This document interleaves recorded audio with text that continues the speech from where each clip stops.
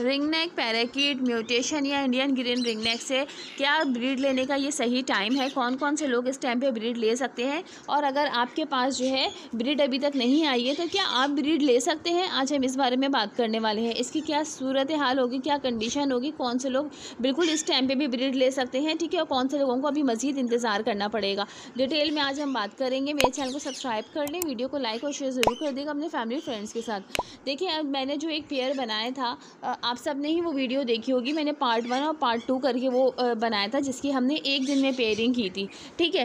Pair को जो है हमने मेल के साथ दूसरी फीमेल डाली थी। पहले उसके साथ ये ग्रे वाली फीमेल थी जिसने एग लेइंग करे, ठीक है। उसके बाद हमने म्यूटेशन में लगाया हुआ था, यानी ग्रे फीमेल और ग्रीन मेल। अभी मैं वो वाला पेयर भी आपको दिखाती हूँ, यानी वो मेल भी आपको दिखाती हूँ, ठीक है। इस फीमेल ने एग लेइंग करे, फिर हमने उस मेल के साथ दूसरी फीमेल डाल दी।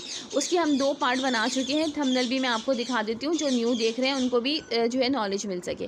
अब देखिए, मेरे सेटअप की जो कंडीशन थी, मैंने उस हिसाब से वीडियो बनाई। उसके बाद मुझे इतने कमेंट्स आने लगे कि आप हमें बता दें कि हम न्यू अगर मेल लेकर आते हैं, न्यू फीमेल लेकर आते हैं, तो क्या इस टाइम पे वो जो है ब्रीड कर देगा। देखिए, मैं आपको सबसे पहले ये बताऊँ कि ये वाली जो फीमेल है मेरे पास, ठीक है, ये मेरे पास तकरीबन 5-6 साल से मेरे पास है, जो कि ब्रीड करती आई है, ठीक है। आप लोगों ने भी जो है चैनल पे देखी होंगी इसकी प्रोग्रेस वगैरह, तो ये काफ़ी टाइम से मेरे पास है। अभी जैसे कि मैं अभी मेरे पास जितने भी समझे आप पेयर्स हैं, उनको काफ़ी टाइम हो गया, 6-6, 7-7, 8-8 साल हो गए, ठीक है। इस वाले पेयर की अगर मैं बात करूं तो इस पेयर को भी तकरीबन 6-7 साल हो गए, ठीक है। अच्छा, ये वाले पेयर की अगर मैं बात करूं जिसके साथ हमने दूसरी फीमेल डाली थी, तो इस मेल को भी मेरे पास तकरीबन जो है 4-5 साल का अरसा हो गया है, ठीक है। ये वाली फ़ीमेल जो हमने न्यू फ्रेश फीमेल डाली थी, ये मेरे पास 1 साल से है, ठीक है। अभी ये पेयर क्यों बना, अब हम इस टॉपिक की तरफ आते हैं। देखिए, आपने अगर अपने सेटअप पे कोई भी ऐसा इन्वायरमेंट अपने बर्ड्स को दिया हुआ है, वो वहाँ के आदी हो जाते हैं। मेरा ये मेल जो है तकरीबन 4-5 साल से यहाँ पर है, और ये फ़ीमेल जो है तकरीबन 1-1.5 साल से मेरे पास है, ठीक है।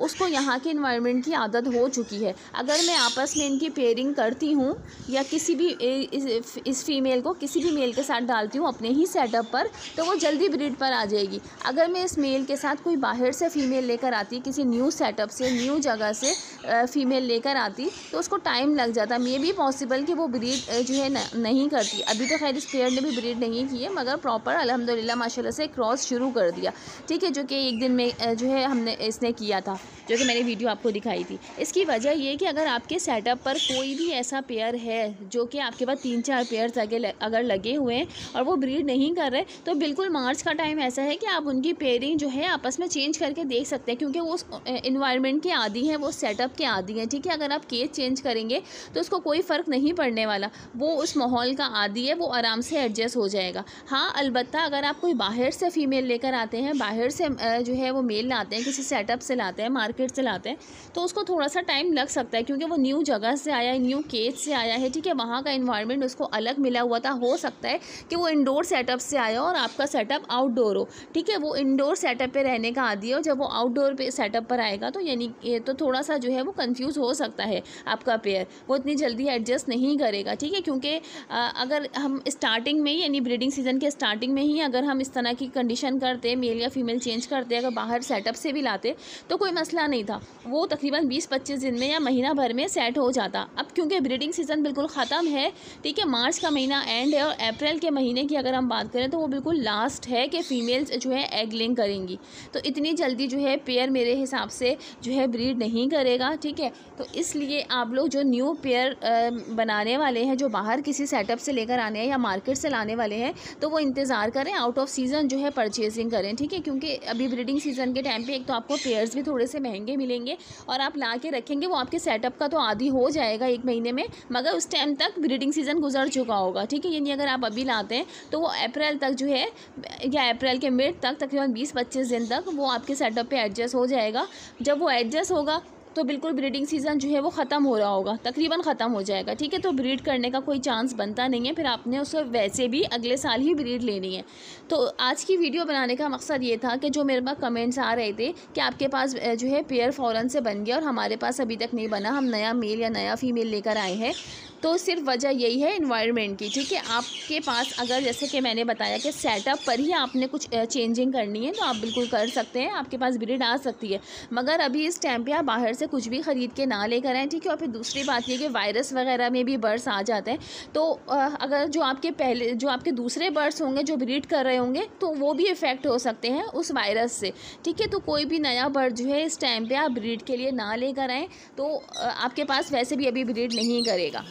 और ये वाला पेयर मेरा सिर्फ इसी वजह से लगा क्योंकि इसको काफ़ी टाइम मेरे सेटअप पर हो गया है। कई जो है जैसे कि एक को 5 साल हो गए, एक को 1.5 साल हो गया, इस फीमेल को भी 5 साल हो गए, ठीक है। तो सिर्फ वजह ये है कि ये मेरे सेटअप के आदी हैं, अगर मैं इनकी चेंजिंग करती हूँ तो ये ईजिली ब्रीड कर देंगे इस टाइम पर भी, ठीक है। तो आज की वीडियो बनाने का मकसद यही था, जो कमेंट्स मेरे पास आ रहे थे, तो इसलिए आप लोग न्यू पेयर अभी कोई भी बाहर से लेकर ना आए, ठीक है। इंतज़ार करें आप, क्योंकि मार्च का महीना तकरीबन ख़त्म हो गया, मुश्किल से 10 दिन रह गए, ठीक है। तो फ़ायदा कोई भी नहीं है और आपको जो है प्राइस भी थोड़े से ज़्यादा मिलेंगे। आउट ऑफ सीज़न जो है वो परचेजिंग का टाइम होता है, जिसमें जो है लोग ब्रीड से फारिग हो चुके होते हैं। पेयर्स की ब्रीड तमाम जो लोग जो है वो अपने सेटअप से ब्रीड ले चुके होते हैं, तो वो फिर पेयर्स को आगे जो है वो दे देते हैं, ठीक है। तो लोग फिर परचेजिंग वगैरह करते हैं और आपको प्राइस भी जो है वो थोड़े कम मिल जाते हैं बनिस्बत ब्रीडिंग सीज़न के।